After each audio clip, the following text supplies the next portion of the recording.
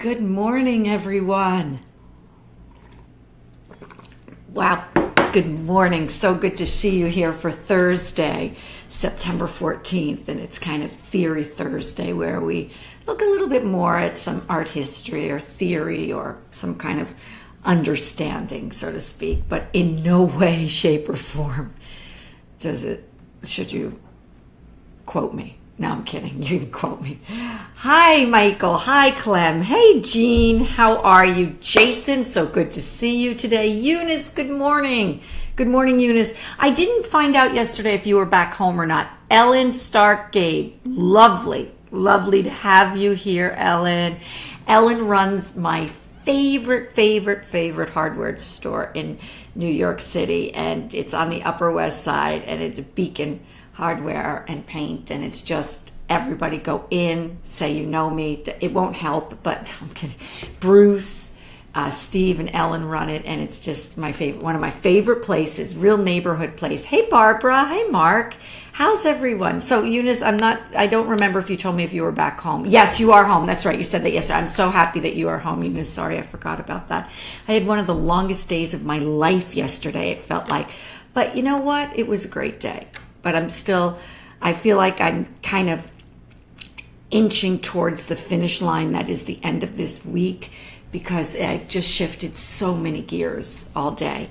But I did get to Kara Walker's show late in the afternoon to prepare for my Cheddar segment tomorrow. And I have to tell you something. It was absolutely riveting. Hey, Z, how are you? Z, here's a nice note I think that you will appreciate. So I was at Sakima Jenkins Gallery yesterday, and I met with Bill Jenkins. And anyway, they saw the Cheddar piece that I did on the Governor's Art Fair, and they really liked it. And that piece that I did on Cheddar, at the end, I mentioned their gallery and Kara Walker. And so that, what I try to do always, hey, Raymond, I try to do always is to link artists together in a way that they can help each other. So by linking Governor's Art Fair, I was very mindful of what I was doing. I want you to know that. By linking Governor's Art Fair, and then when they asked me at Cheddar, the correspondent Baker and Corey, they asked me what I was excited about next. By linking that to Kara Walker, I knew that those watching kind of like, I don't know if anybody else will make that link or whatever, but it's just something that I like to do because I feel like we all need to be contextualized and we all need to help each other. So that was just a little side note I wanted to tell you about, Z. So I'm hoping your show is going really well. So, Stephanie, hi. How are you this morning, Stephanie? Okay, where's my mother? I think it's Stephanie, and then I remember my mother, because here's what happens when I go and visit my mother on Sundays now. Jean, my mother, and I used to be William, but he's off at college. He'll join us again. We'll have breakfast in our favorite diner, and my mother will say, Stephanie's so gorgeous. I just really like Stephanie. Now, did you tell Stephanie that I liked her? I said, I haven't told her, but you can communicate with her. And Eunice, how beautiful is Eunice? And so I feel like I have a lot of new sisters. And that's fun, right? Hey, John, how are you? Okay, so today I thought it would, I'm still very affected by Kara Walker's show from yesterday. I think I had dreams about it. So this is Smart Start. This is Kara's work on Smart Start. Thank you, Jean at Volvox Media, for doing this. I keep thanking you, but I just love it so much. Oh, here she is. Here she is. Mom, we were just talking about you. I was telling everyone how when we go to breakfast on Sundays, how you talk about your new daughters, Stephanie and Eunice. And I'd say that Jacob was a new son, but he's, you know what? He's not here often enough anymore. He's out of the family. He's done. I'm kidding. We love Jacob. Okay, so today I don't know why I thought this, but I felt it for some reason really important to show the idols. Let's just take a look at it. I think after Kara Walker's show, hi Mario, I think after Kara's show yesterday, and please watch on Cheddar tomorrow. The more you watch the Cheddar and comment in real time, even though I can't comment back, because when I'm on the Cheddar set, only the control room can see what you write. But it's important because I'm building an audience there, and I certainly want to continue that and show Cheddar, and not only Cheddar. There's a bigger game plan here for me, that art is important to cover, because what happens is that the bigger networks now are looking to Cheddar to see what they're doing, because they're new, they're innovative, and they have grown. Last year at this time, they were one show at the NASDAQ, right, at the New York Stock Exchange, and then they became a second show at the Flatiron. That's how we met. Now they're a whole network, and they're in Europe, and they're on cable, and they're everywhere, and they're doing innovative things, and the bigger networks will now look to them as their guide on how to get this new and exciting audience. So it's important for me to show that people do care about art, not just artists or people within the art community, but a greater, that I'm reaching them. And so that becomes important. So please watch, and thank you for that. So tomorrow you'll see much more in depth about Kara's show, but I have to tell you, it's riveting. And what happens in the gallery is that people just stand around and talk to each other. And that is such a nice thing, because you usually don't see that in galleries. You see kind of people going their own way. Hey, John. Hi, Don. Nice to see you. Brainerd. So nice to see you. I was just about to mention that I'll be on Yale Radio tonight with you, and I'm so excited. So excited. So Cheddar needs to go VR. Yeah, that would be interesting to see. Art VR. I would love that, Raymond. They can go VR as long as they have me on, right? So I think as a reaction from the Kara Walker show last night, I for some reason, I thought about the idols. And let me give you some quick background, just in case we don't know. Richard Kranzler, the fabulous Richard Kranzler, the photographer who helps us so much at the Flatiron to create all the beautiful images, is here this morning. Hi, Annette. Richard, I'm going to, just a quick note, because it's easier for me to talk to you here. We're going to tweak the existing show that's up with take some down, put up new pieces. So would love to get your take on that. Okay.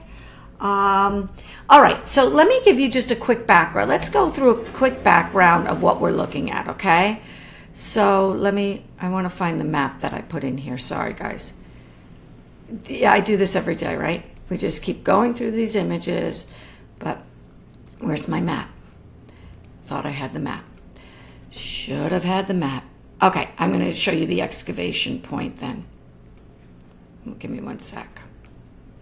So in looking at Kara's show yesterday, I started to think about just our own personal histories. Here it is. And fear. I mean, you look at this show and you just because...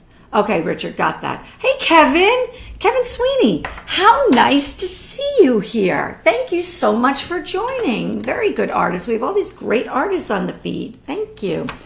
Okay, so let me just give you a quick history for those of us who have forgotten or didn't know or didn't care to know, and that's okay.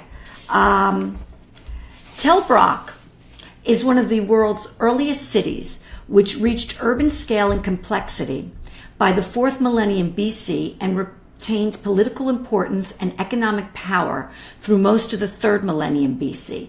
Tel Brak is situated in the upper Kabul plain of northeastern Syria. It is one of the largest ancient tells in northern Mesopotamia, with an extensive outer town, including a corona of smaller tells surrounding the main tell.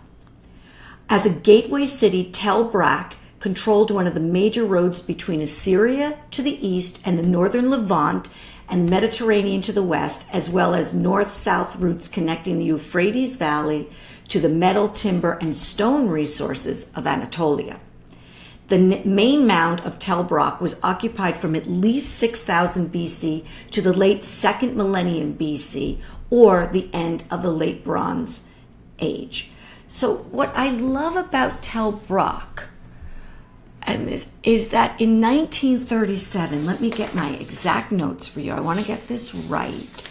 In 1937 to 1938, there was an excavation, and they found thousands of what they call eye idols. Good morning, Joseph. Thank you for joining us. These eye idols within the excavation. Let me show you an image of what we're talking about. So they excavate this, and you know what's an interesting side point about this excavation? The excavation was done by Agatha Christie's husband. He was one of the people to do the excavation, and I'll tell you a little bit more about that after.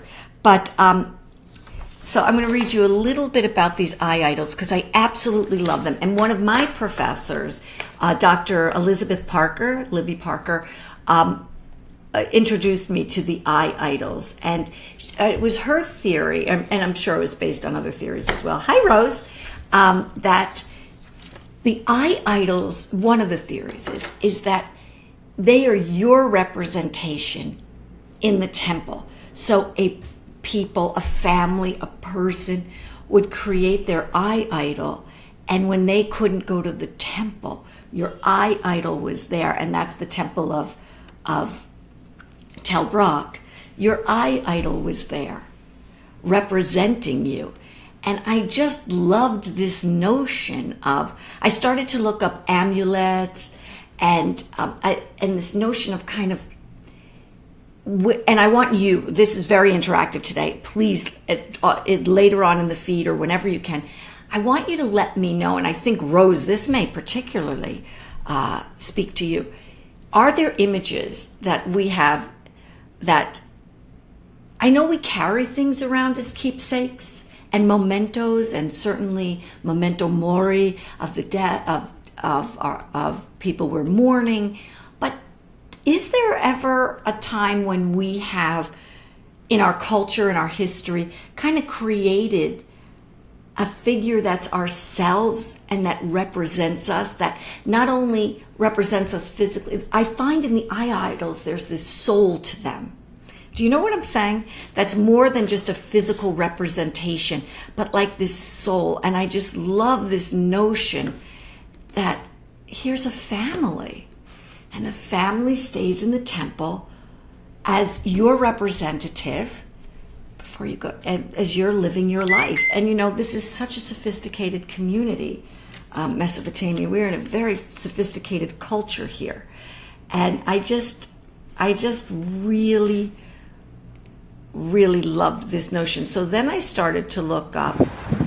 These may or may not be eye idols. They have the eyes, a kind of bulging eye, but they feel to me that they're much more devotional, that they may be gods, or you could tell from the beards and stuff.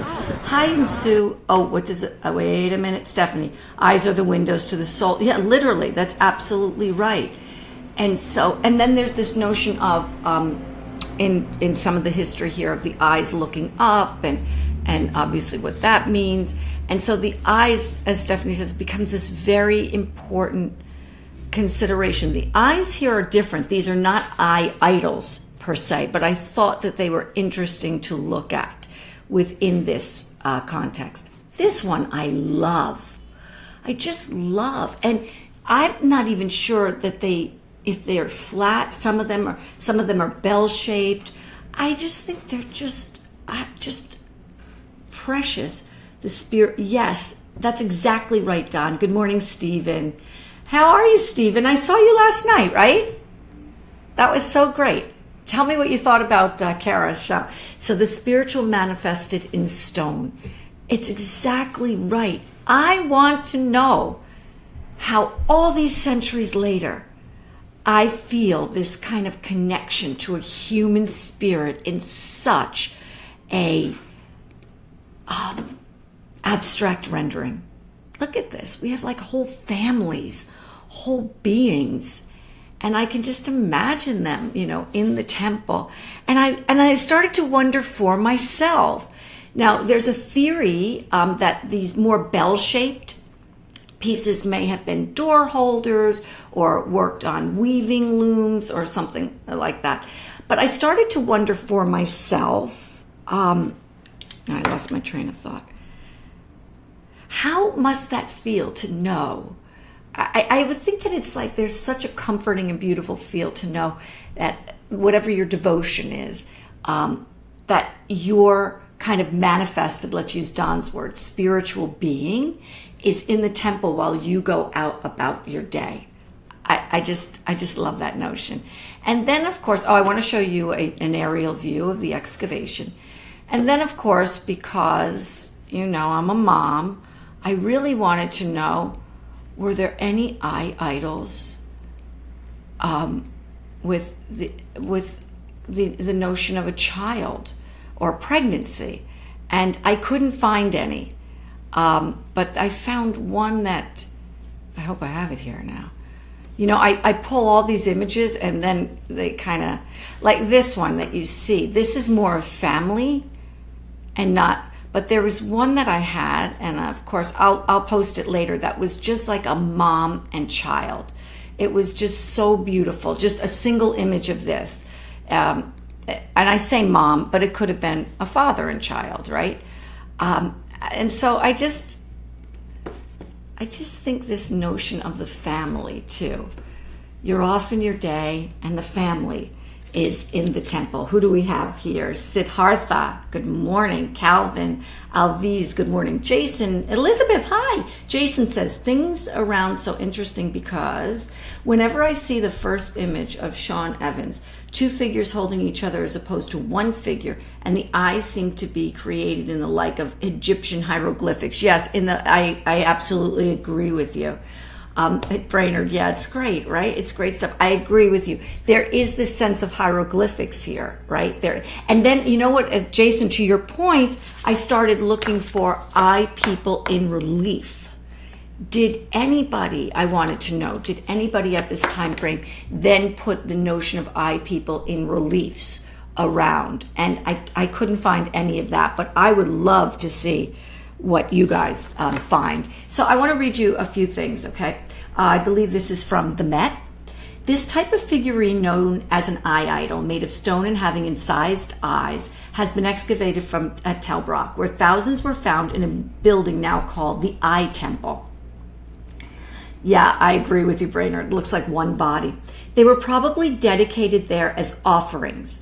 Many are incised with multiple sets of eyes, others with jewelry, and still others with representations of children, smaller eyes and body carved on the body of the larger idol. Love that. Wide eyes demonstrate attentiveness to the gods in much of Mesopotamian art. Hey, Chris, how are you?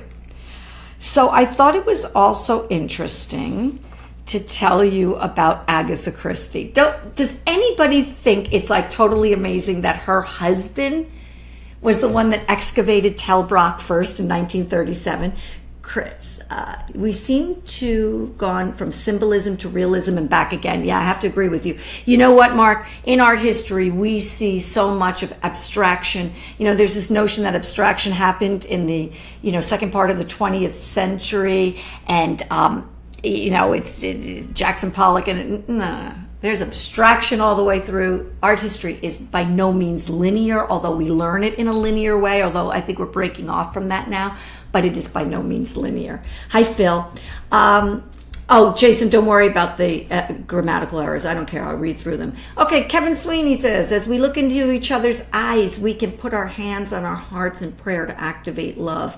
Repeat to each other often mantras. Yes, like namaste. Yeah, Kevin, you bring up a good point, because as I was thinking about this and thinking about things that we carry, having been raised Roman Catholic, we have the scapula that one can wear, or you have the crucifix, or if you're Jewish, there's the high that you can wear.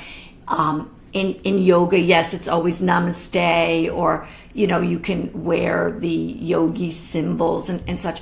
But what I find so remarkable about this is that this is specifically your human representation. And I just think it's amazing. So here's one of the fun parts of this. Agatha Christie accompanied her husband, and she writes, let me find it. She wrote a book called Tell Me, where are my notes? Okay, sorry. She wrote a book called Tell Me How You Live. And you can I'll post it here. It's just like a little beautiful little memoir, so to speak, of her at Tel Brak and her in other places, and she wrote this book and kind of watching her husband excavate. And, you know, she's a writer and a mystery writer and looking for stories of how people lived in the past and the people from 1937, 1938 that were in Tel Brak and excavating and what they had hoped to find there. There was one more thing I wanted to say to you. Okay. Yes, tell me how you... Okay. So the main Tel was first excavated in 1937 by Max Malouin. That was her husband. She joined Max on many of his excavations in Iraq and Syria, and her excavation description of the work at the Brak is included in Come Tell Me How You Live. I will post that. The Modern Tel project was established by David Oates in 1976 in order to explore the little-known 3rd millennium BC occupation of northern Mesopotamia. Since then, the project has comprised research themes as diverse as ancient climate change, colonialism, urbanism, and early warfare. I don't know that there is still excavation going on in this part of the world, but I think it's an interesting notion. I know a lot has been destroyed, unfortunately. So for this Theory Thursday, I just wanted us to look at these I people and think about, I don't know, we're all human, right? This human condition is such that we're all the same and we're all afraid of the same things, and cultures have formed these devotional items. And I think of your I people being at the temple and you're going out your day and feeling like you're safe, or life is hard, but you're in some way protected. And I love that. I just love that. So I hope you all have a wonderful day today. I have another really long day, but here's how my day ends. I get to be with Brainerd Carey on Yale Radio at 6:30, and I could not be more excited and happier. So I'm really looking forward to doing that. I will see you. I hope you hear me on Yale Radio with Brainerd, and I will see you tomorrow on both Smart Start and Chatter. So have a wonderful day, everybody. Please post your devotional images or anything that you think in that way. Wait, let's see what everyone's saying. Sorry. The spirit and higher consciousness is non-linear, like dreams, past, present, and future. John, you're so right. That's so true. Oh, thank you, Jamie. Thank you so much. Hey, Phil. So, Mark, Brainerd is the coolest. Mark, Brainerd is the coolest. That is the truth. Brainerd Carey, and I'm going to shout him out because the service that he is doing for artists in the art world is remarkable, because there is no one doing this. And I really feel that there are organizations that do take money from artists, but the notion is that wink, wink, we may show you in our gallery. I'm pointing to myself. I don't do that. You never want to be in that situation. You never want to be paying a gallery in any way, shape, or form for any kind of access whatsoever. And Brainerd has created this Praxis Center for Aesthetic Study as this center, this community where artists can come together and people like myself can speak to the artists and really help them figure out this difficult path of the art world. And again, you're in an MBA program, you're in an architectural program, a law program. All these things are already set for you. People, you have a whole body of people at the universities that are placing you and helping you, but nowhere is this in the art world. And I feel like Brainerd, what he has created, should be an arm to every art school, to every undergrad program, every master's program, because it is so necessary. It is so necessary. It's so necessary to create this community for artists. Yeah, thank you, Brainerd. There you go.